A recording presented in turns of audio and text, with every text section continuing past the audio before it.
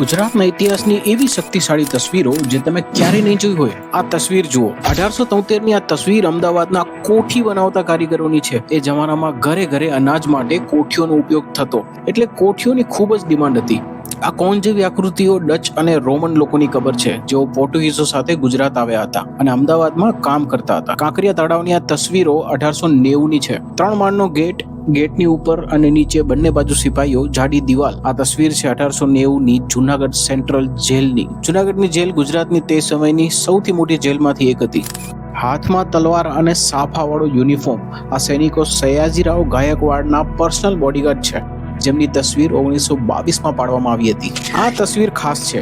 આ તસવીર અમદાવાદમાં ટાઇલ બનાવનાર કારીગરની છે, જે 1873માં લેવામાં આવી છે. જૂના જમાનાની મોઝેક ટાઇલ્સ બનાવવાનો ઉદ્યોગ અમદાવાદમાં ખૂબ જ પ્રખ્યાત હતો. આ તસવીર 1874ની છે, જેમાં સિદ્ધપુરનું પ્રખ્યાત રુદ્ર મહાલય મંદિરની બહાર 2 વ્યક્તિ બેઠેલા દેખાય છે. આ તસવીર છે 1895ના સોમનાથ મંદિરની.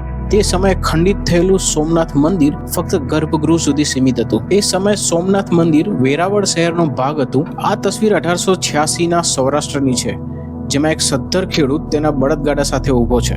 ચાંદીની અંબાડી સાથેનો આ હાથી વડોદરાના 1890ના સમયમાં ગાયકવાડ શાસનની રોયલ્ટી બતાવે છે. વડોદરાના રાજા સયાજીરાવ ગાયકવાડ પાસે ચાંદીની અંબાડીવાળા આવા 55 હાથીઓની ફોજ હતી.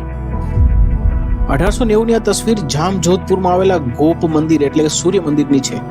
સોનાની અંબાડી સાથેના સજાવેલા બળદની જોડી. આવી સેંકડો બળદગાડીઓ વડોદરાના સયાજીરાવ ગાયકવાડના શાસનની જાહો જલાલી બતાવે છે. આ છે અમદાવાદની પ્રખ્યાત જામા મસ્જિદ, જેની તસવીર 1905માં લેવામાં આવી છે. આ તસવીરમાં કોઈ બ્રિજ નથી, કોઈ રિવરફ્રન્ટ નથી. લોકો નદીમાં નહાઈ રહ્યા છે અને કપડાં ધોઈ રહ્યા છે. આ તસવીર અમદાવાદની સાબરમતી નદી પર એલિસ બ્રિજ બન્યા પહેલાની છે. આ તસવીર 1880ના અમદાવાદના જમાલપુર વિસ્તારની છે, જ્યાં તંબુ તાણી ફકીર લોકો ભીખ માંગી રહ્યા છે. સૌથી આઇકોનિક તસવીર કહી શકાય તેવી ઇમેજમાં ચિંકારા હરણને બાંધી કાટ બાંધવામાં આવી છે. વડોદરાના લક્ષ્મી વિલાસ મહેલ અને આસપાસના વિસ્તારોમાં ફરવા માટે ચિંકારાની કાટનો ઉપયોગ થતો હતો. 1880ની આ 3 મહિલાઓની તસવીર સૌરાષ્ટ્રના લોહાણા સમાજની મહિલાઓની છે. આ તસવીર 1875ના તત્કાલીન ગ્રામ્ય સૌરાષ્ટ્રનો માહોલ બતાવે છે. ખેડૂત પરિવારની મહિલાઓ અનાજ દળી રહી છે અને આખો પરિવાર કેમેરાને જોવા એક સાથે પોઝ આપી રહ્યો છે. આ તસવીર જુનાગઢના ગોમંતુ સમુદાયની છે. 1935ની આ તસવીરમાં રાવણ હથ્થો અને બીન વગાડતા કલાકારો જોઈ શકાય છે. આ તસવીર અમદાવાદના શાહીબાગ વિસ્તારમાં સાબરમતી નદીના કિનારે આવેલી મિયા ખાન ચિશ્તી દરગાહની છે.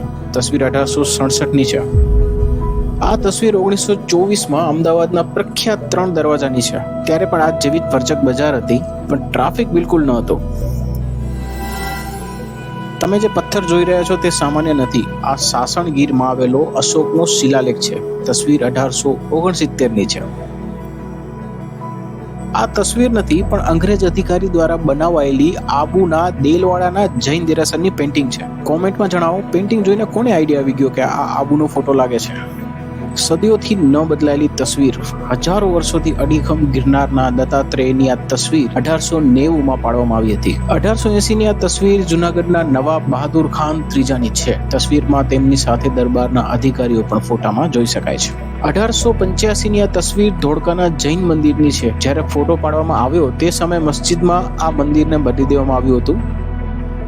1939ની ગાંધીજીની આ તસવીર આઇકોનિક છે. રાજકોટમાં ગાંધીજી ભૂખ હડતાલ જાહેર કરવા પહેલા નાસ્તો કરી રહ્યા છે. 1933ની આ તસવીર સ્ટેટ ઓફ વડોદરાના હસ્તકની નેરો ગેજ ટ્રેનની છે. આ નેરો ગેજ ટ્રેન વડોદરાના સમૃદ્ધ અને દૂરંદેશી રાજાશાહીની મજબૂત તસવીર હતી. આ તસવીર પોસ્ટર છે 1932માં આવેલી પહેલી ગુજરાતી ફિલ્મ નરસિંહ મહેતાની. મુંબઈમાં ગુજરાતી વેપારીની આ તસવીર 1920ની છે. તે સમયે ધોતી અને સફેદ ટોપી એ ગુજરાતી વેપારીની ઓળખ હતી. આ બધી તસવીરોમાં તમને કઈ તસવીર સૌથી વધારે ગમી અમને કોમેન્ટમાં જરૂરથી જણાવજો. Thank you.